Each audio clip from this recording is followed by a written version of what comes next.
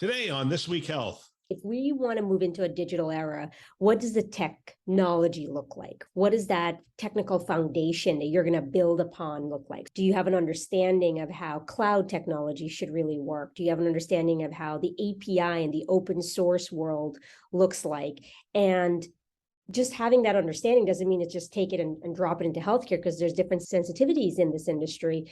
But understanding that technology allows you to come in and really poke holes to say, how can it work and what should it look like within healthcare?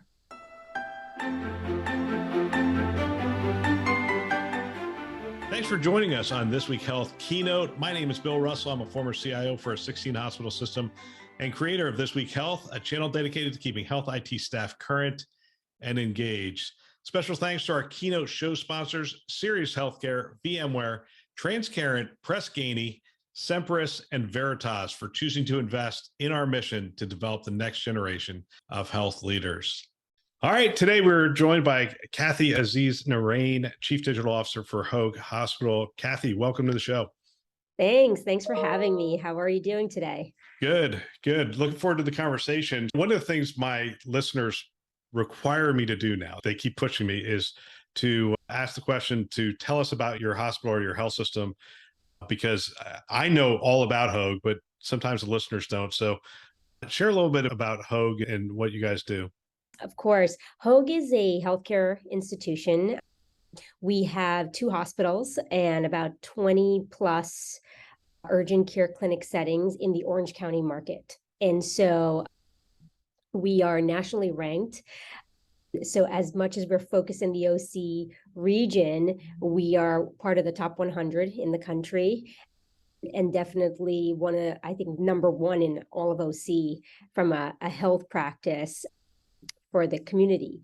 And so it's an awesome organization, I think, from both the primary care business that it has, the urgent care business, and then all the way into specialty across a myriad of specialty areas: cancer, women's, heart and vascular, neuro, and then a slew of others, digestive, et cetera. That comes up quite a bit. And so, yeah, we are one of the premier health partners in the OC market. Fantastic. And one of the things, if anyone's ever driven up Pacific Coast Highway, you're going to see Hoag Hospital, especially when you get to Newport Beach. You're gonna see it up there on the top of the hill. And I used to work at St. Joseph Health prior to the merger with Providence, and it was interesting to see the number of people that saw our doctors but wanted to have their baby at Hoag Hospital. Just the view is, if you've been in some of those rooms, the view is amazing, overlooking the harbor, overlooking the ocean. It's pretty amazing. It is definitely a beautiful facility. I'm not going to lie. Fun story after, and I'll tell you a little bit of I'm sure we'll dive into my background a little bit, but I had a baby late last year. And so I got to experience that delivery journey here at Hoag. And it was truly unique. Honestly, the view, yes, but also just the nurses, the doctors, the facility, the care you get. It was just beyond what I was expecting. And second fun fact is I'm from New York. So my first child, he's 7 years old now. I had that delivery experience out in New York. It was like night and day. I will tell you from then to now. I'm not going to ask you which hospital that was in New York. No, I'm not going to do it. No. My father-in-law received care at Hoag. It was amazing. I mean, I got to be there by his bedside throughout that whole experience, and it really is exceptional care. Talk about your path to becoming the Chief Digital Officer at Hoag. What does that path look like? Definitely not planned, right? So I have always been in the digital world, predominantly in financial services. And so I'm previous to Hoag was at American Express, and I was at AMEX for 15 years. So I had a pretty long career in that sector and with American Express, which I loved. I loved my time there. I loved my career and the growth I've had in that organization. And I've always either been in roles that are net new for the org. So they're like, hey, Kathy, we have this new thing we're trying to do. Do you want to come over and help us figure it out? And this was in the AMEX world, always with a digital scope wrapped around it.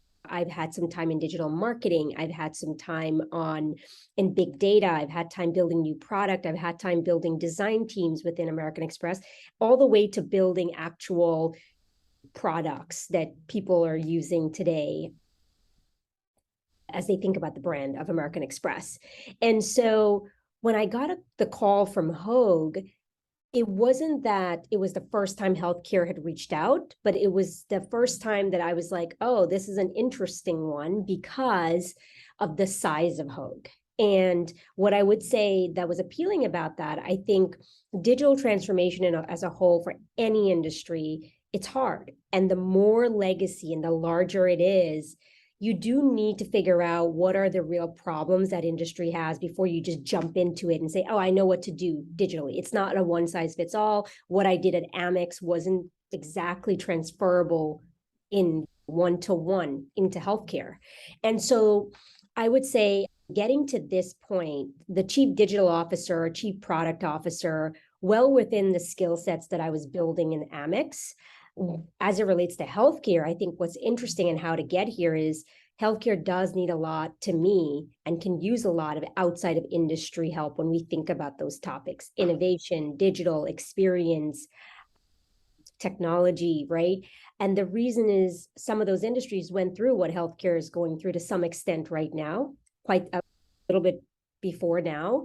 And so that experience and understanding how sticky and muddy and the grit involved in it, especially when you are an organization that's been around for some time. I think this year Hoag is going to be 70 years, right? We're going to celebrate our 70-year anniversary. When you think about that type of history, systems, culture, process, workflow, all of that, you have to have people that have come out of industry in organizations that have gone through similar things to say, hey, it's not going to be just one size fits all. I'm just not just going to take this and plop this technology here.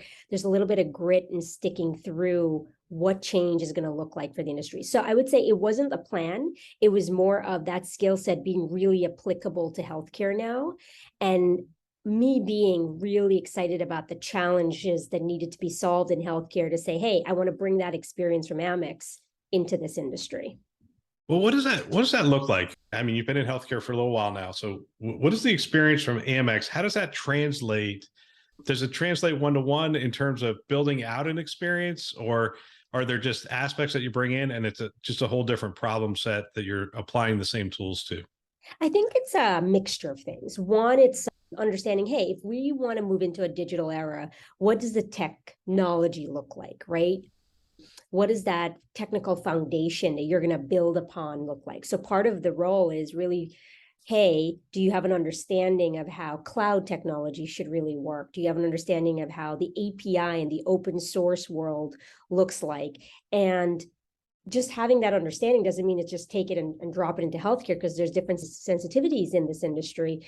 But understanding that technology allows you to come in and really poke holes to say, how can it work and what should it look like within healthcare, right?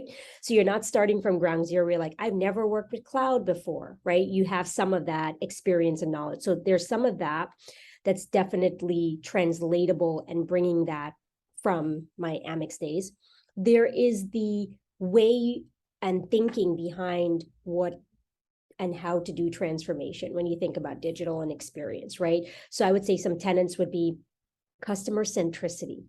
Healthcare, yes, is a customer business, right? When you think about the patient and the experience. But if I take financial service and healthcare, there are two different emotional spectrums happening. Healthcare is an extremely emotional business, whether you are on the providing side or you're on the receiving end of it.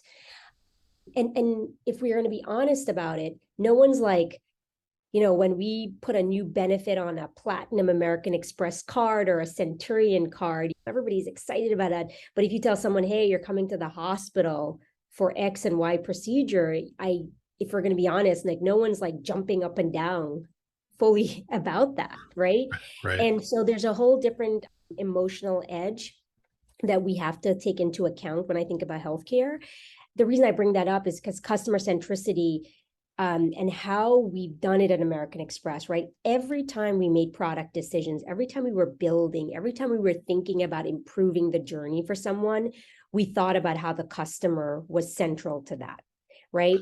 And in healthcare, that's one of the principles that in my team that we're building strongly as we think about digital. We're saying, what are the true problems out there that we really are trying to solve versus what is everybody buzzing and talking about, and what does technology look like in healthcare?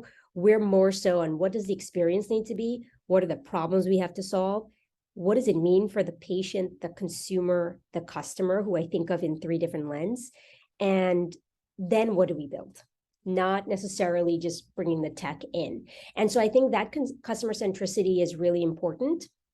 And then building the right team, right? So that's another thing from my Amex days, that it took practice in learning how do you bring the talent set that everybody's buzzing around, whether it be from big tech, health tech, startup world, outside of industry, to come and impact the change we're trying to drive. And it's not that easy because the culture of healthcare is very different than what some of the talent is used to. And so Amex used to be the same. The culture of Amex used to be very different. And when we were trying to recruit that talent set in, it was hard in the beginning. You really had to do some trial and error. You really had to learn what was going to be motivating for that cohort, and how does the organization evolve to bring that type of talent set into the organization, right? And so that skill set is definitely applicable now as we're on this journey as well. And so I think it's a little bit of all those things, right? It's kind of like that technology experience that I've had at Amex.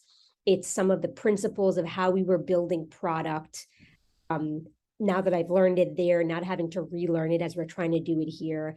And then there's the skill of who and how we need to hire to do the work ahead. It's not the same talent set.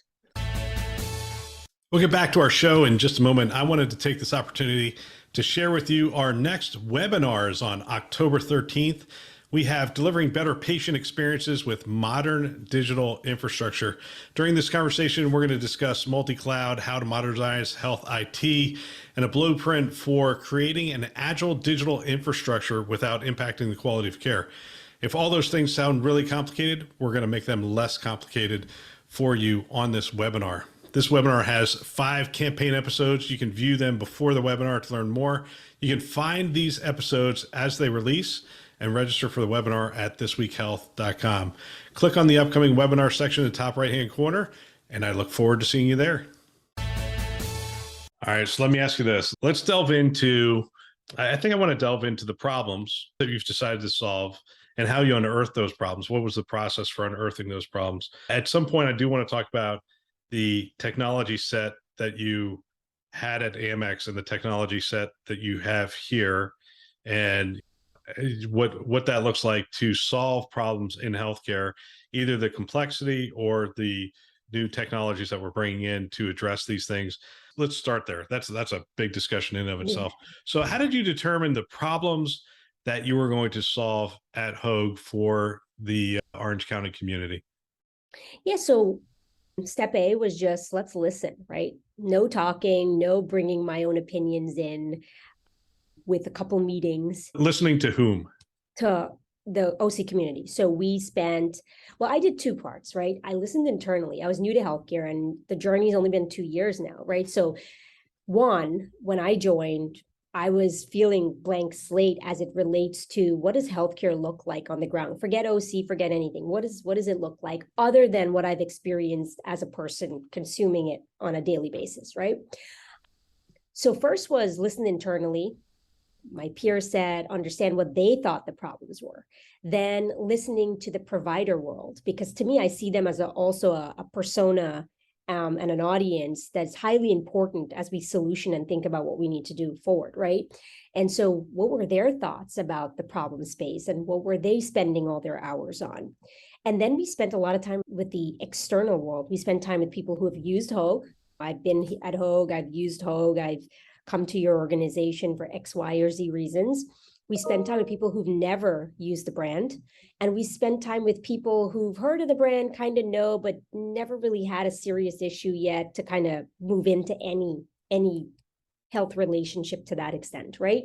And so listening to the customers and the OC community and the people that would be coming to Hoag was highly important in understanding the problem set.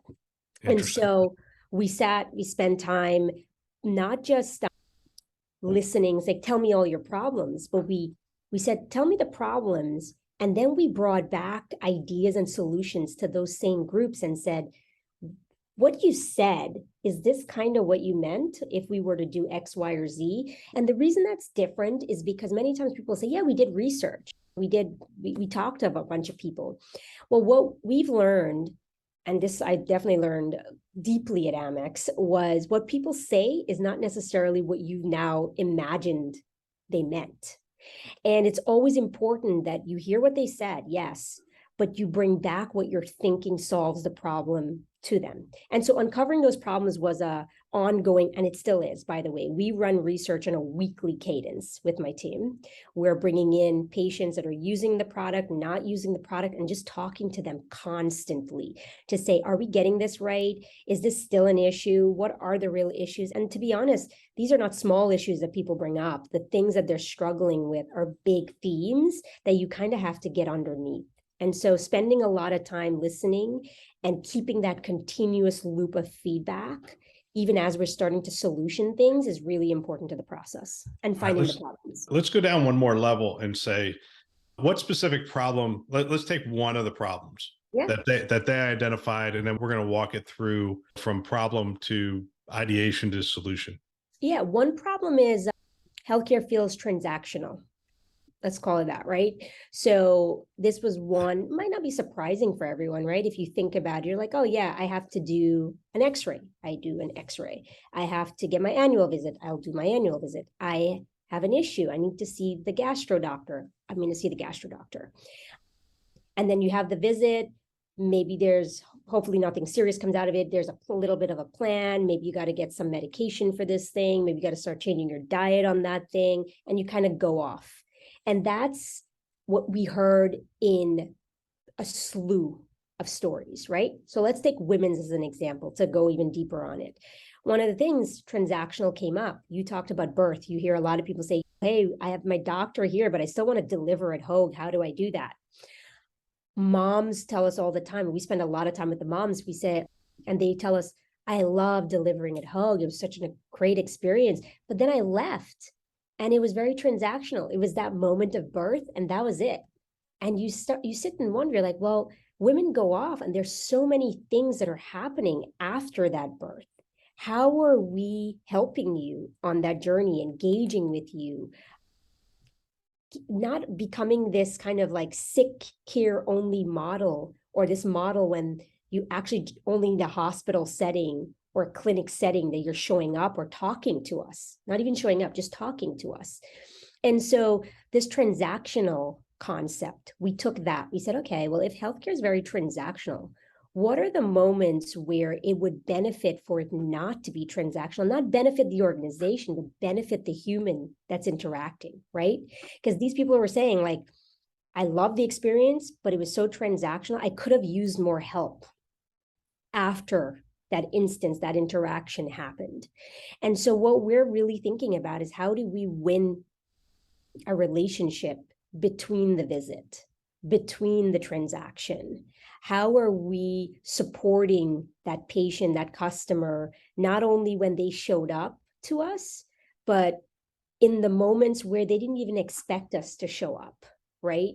Yeah. And I really think when you start to push on digital and consumerism and these topics, you found a way to become relevant and or top of mind for somebody when they weren't even expecting you to become top of mind or relevant. And so that's just one idea of like taking the problem, that's one of the many we uncovered, and us then saying, okay, where could digital help with that very transactional feedback that we got, and where and when is it applicable? Because it's not applicable for everything else. Some things will still be transactional.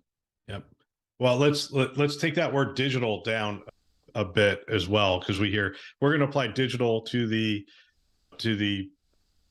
addressing the transaction problem. that we have in healthcare, and we're going to make it more of an ongoing relationship, more touch points, more interactions, feel like your health partner in the community. And then we say we're going to apply digital to that. What does that mean? I mean, digital could be phone calls, could be a text, could be, I mean, they already receive a ton of stuff from us. They received the Press Ganey survey comes in after, and they get all, I mean, they get so many things from us, I think sometimes, that they're like, Don't talk to me. you know, please help me with this. But Yeah. what does it look like to build that out with digital tools? And what are those digital tools to smooth out that relationship? Yeah, I think it's so interesting because healthcare has so much data, but if you asked me if I thought we were using it, and by we, I mean the collective we, the entire industry of healthcare, if we're actually using data effectively, I would say no. And the reason I'd say no is not because we're not trying to, but it's because the way we use the data is still for the table stakes or basic things. So to your point, there's a million ways we're touching that customer after whatever happened. And different things are happening. It could be the phone call, it could be a text message. I think what's missing from the equation, though, is that none of that is actually meaningful to the person after whatever's happened. Maybe there's one or two things that they do follow up on or they do pay attention to, but it's not at a personalized level enough to actually drive impact. And or say that you're doing something different than all the other noise that's out there. And so what I think digital, if we break that up, because I agree with you, for me, the world of impact in that journey is not going to just be some technologies that we plug in. It won't just be, hey, you can reach the doctor virtually, and hey, you can text the health system. Those are tools. It's really going to come down to how do you bridge that experiences that you're building through technology to give you access with human. And it has to be humanized, right? I think healthcare is one of those journeys where people, yeah, you don't mind listening to your Apple Watch that says stand up for a minute right now. But if you are dealing with something, if you have a chronic condition, if you are trying, maybe you're in the, not even chronic, you're on the you're kind of having some indicators that suggest that in a couple of years, you are going to be dealing with a chronic condition. You don't want help that feels one size fits all. You don't want help that is just talking about the institution and Press Ganey surveys that really, to me, kind of muddle. It's like, yeah, if you asked me, how was my delivery at Hoag, I'm going to score you high. If you asked me the question differently, though, if you said, hey, you delivered at Hoag, do you feel like Hoag is helping you as you recover from postpartum, right? My answer might be very different, right?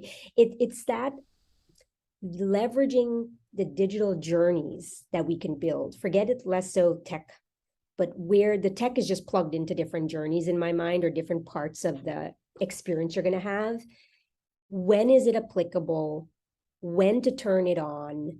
And how it connects to the human person to bring some validity to the recommendations we're giving, the suggestions, the advice, the treatment, I think it's still very important. And you have that big data background, right? So at AMEX, you had that big data background. So you've seen data be used effectively in the consumer journey. How could we be more effective? Like, give us some examples of where we could be more effective. The data that's available, we've been able to make it into something that becomes actionable and really personalize the experience. Yeah. And to be honest, it was a hard journey with Amex, because if you think now Amex, I'm going to maybe mess this number up, but it's 160 plus 65-year-old company, right? There's a lot of data at Amex. And if you use it as an example case, right? They had a lot of different relationships with us. One human could have a small business. They could have their personal journey with the organization. They could use us for travel. And each of those relationships, pre us thinking about big data, thinking about how data really gets centralized, were independent, right? They were being managed independently, not so different than what healthcare does, right? Each of the programs that people spin up in healthcare, each of the entities that you might see, they too are also really in these little siloed boxes to some extent. And so at Amex, what I saw really happen, and it was a journey. It was like a 5 to 7 year journey, and they're still on that journey. What we had to do was all get really crisp and clear. Hey, we needed all the data in a central place, or at least accessible, feeding to some central place. So it now doesn't mean that you now have to scrap all your independent systems, but you at least need to build some bridge that brings those independent system data into some central source, right? And that's terminology people start talking about, like data lakes and cloud storage that brings a data layer together, something like that. The second is, now all the data is in some central place. Hey, by the way, there's duplicated data. There's one person spelled Kathy's name with a K, one person spelled Kathy's name with a C. How do you structure it all? And now that's where you're going to have to hire some very different skill sets. This is where the data scientists come in, and data analysts, and really clean up the data. And that alone and in of itself is a journey. It's a massive investment of time, and you have to be patient and dedicated to it, right? Once you get through that, which seems like just a lot of, call it housekeeping, right? It's just like the table stake housekeeping. Then you can really activate on the power. You could start to build models off of that data that get you into much more personalized, much more holistic view of Kathy. You're no longer talking to Kathy when she showed up at the urgent care on X date. You can now start come to Kathy and say, hey, Kathy, you've had 2 annual visits in the last 5 years.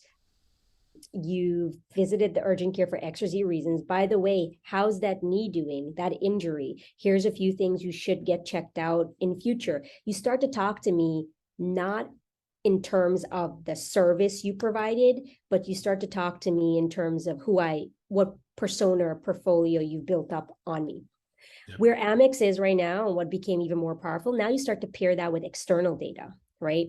What data could we get from the Apple Watch? Like if you think about healthcare, all these devices people are wearing, the watches, the Aura rings, how could that data help you draw more holistic insights about the human?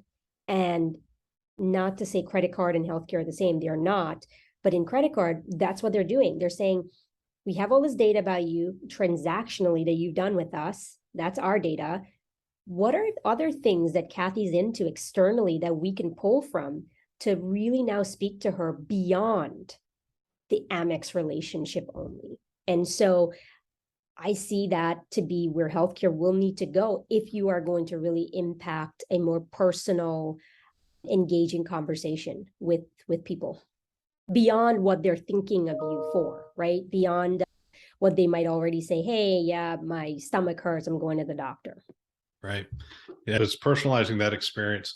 So it's interesting bringing all that data together. I'm not going to go down this path, but bringing all that data together in healthcare, I wonder how much it mirrors the world of finance. I mean, we have some old systems in finance, some really old systems in finance, but we tend to have a lot of systems in healthcare, and bringing all that stuff together. Let me ask you this question though. So, Chief Digital Officer for Hoag Hospital, when you're building out your team, what are some of the key roles that you put in place in order to build out that team for Hoag? Well, there's 2 paths when you think about the digital world. There's the path of innovation. Do we test new product out there in the digital health space, which is a buzzing business right now, and just thinking through it.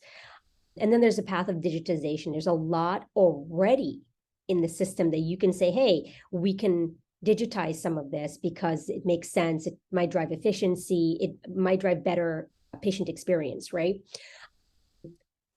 I would say the 2 sides of that fence, it's different talent sets. So on the innovation, let's break through. What are the problems we're trying to solve? How do you solve those? The talent sets that I'm looking at is a mixture, right? There's definitely outside of healthcare.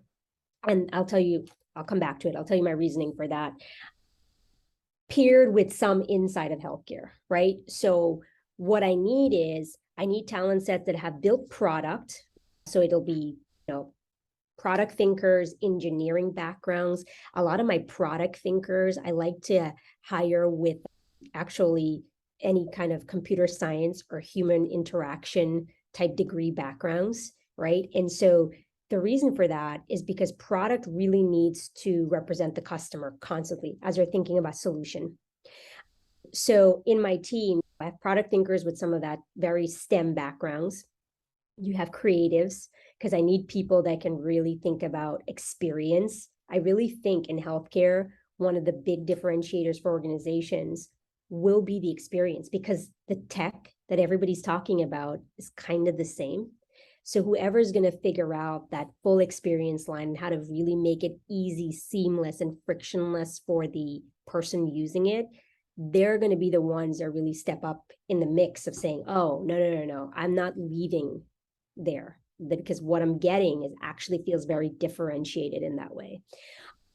And so there's a mixture of, for me, engineering, creative, product, very heavy STEM background across the board between the product and engineering side. And then, like I said, there's a mixture of outside of healthcare for the reasons that I feel like thinking about that talent that coming into healthcare is important. Like for me, that set can really bring and draw from other industries. So whether you're hiring ex-Googles, ex-Amazons, ex-Apple, ex-AMEX, which is I'm thinking about where the team has come from, ex-startup world, they're going to bring experience in actually taking an idea and bringing it all the way to fruition, right? And how to think about the technology in that. And then some healthcare backgrounds, because healthcare, to your point, it's really complex, and you need talent that kind of understands some of the operational things, the workflows, why things were built the way they were built, what systems is everyone using. And so the DNA of the team is kind of made that way, with a lot of focus on that innovation transformation end. I call that distinction because on the digitization end, the talent set looks a bit different. Yeah. So talk to me about demographics a little bit. Do you take demographics into account as you're building out the patient experience that you're looking to develop? I mean, because you guys have an orthopedic, I don't know if it's an orthopedic institute, orthopedic hospital. I'm not sure what I would categorize it, but it's, you could see young athletes and you could see older patients and that kind of stuff. Do you build out based on different personas what the experience should be? Yeah. So we have an orthopedic institute at Hoag, and absolutely. I mean, healthcare, the tenet of healthcare, you have babies all the way to young adults. It's people, it's everything. It's people, right? And what we try to think about is the tools. Personas is a word. More importantly, we call it archetypes. And the reason I'm going to use that word is because many times when people create a persona, they'll say, oh, here is John, and John is 70 years old, so he is not going to be interested in anything tech forward. Well, that's not necessarily true. And so personas sometimes become so definitive to age and what we believe the person is capable of that I don't find it to be the right tool necessarily when we're trying to think about demographic. What we try to look at is more of an archetype. And the reason I feel it's a different use case is because we basically say, well, we're going to look at the types of people and their comfort level with using tools, technology, more traditionalist path. And so we ended up forming archetypes that said, hey, there's going to be a cohort of people who are very much traditionalist, and the age bands in that are going to span. You're going to have a 70 plus person. So let's take an easier one. Yeah. Delivery, women giving birth. Yeah. And that span's not as large. Are you able, like, what kind of tools have you found work for reaching that population with a more cohesive experience across maybe that 15 to 20 years of a woman's life?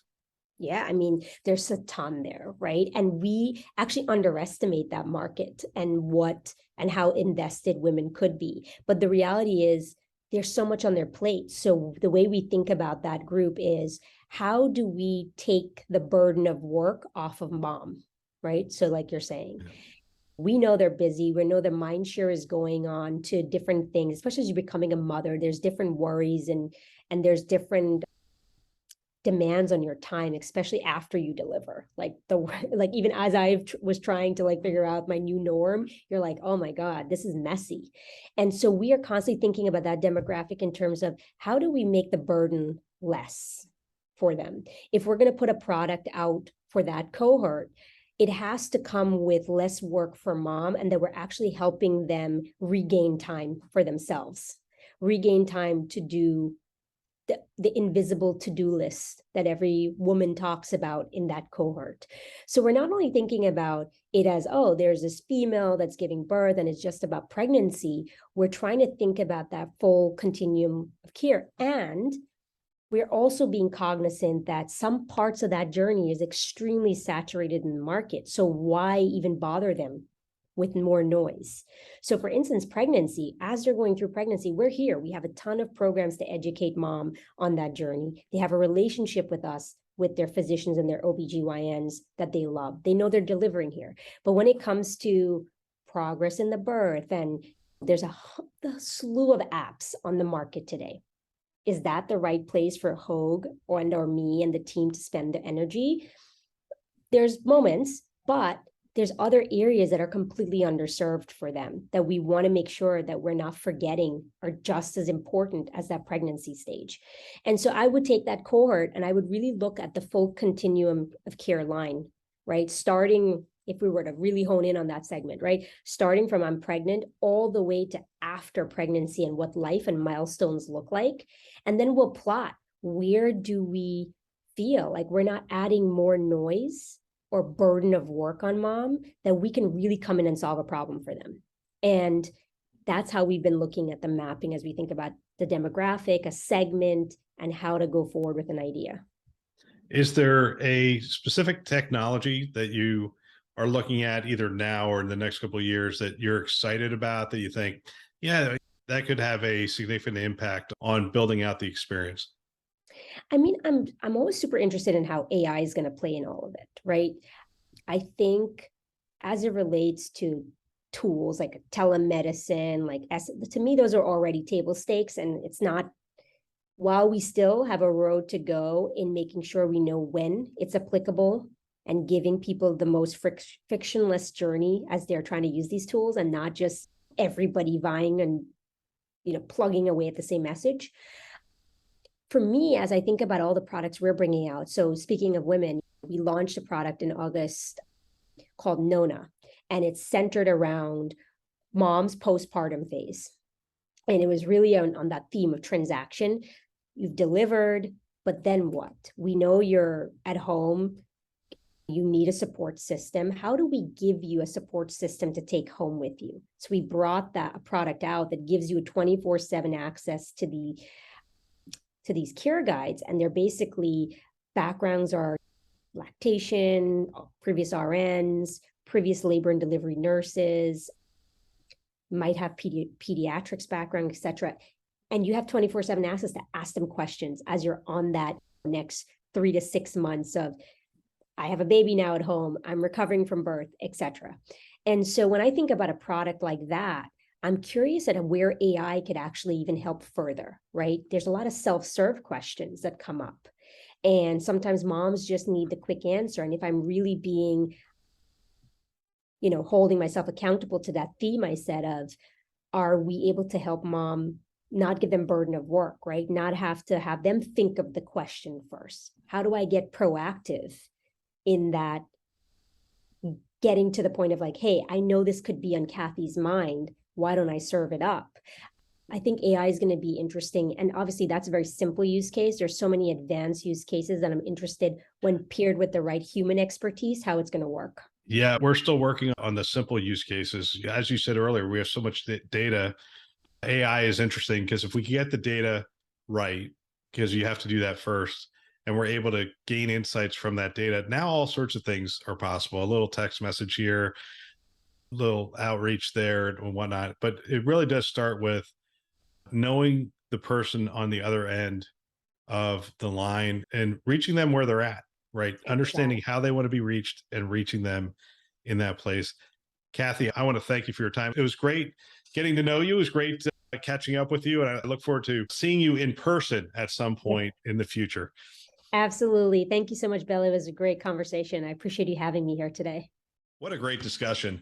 If you know someone that might benefit from a channel like this, from these kinds of discussions, go ahead and forward them a note. I know if I were a CIO today, I would have every one of my team members listening to a show like this one. It's conference level value every week. They can subscribe on our website, thisweekhealth.com, or wherever you listen to podcasts, Apple, Google, Overcast, everywhere.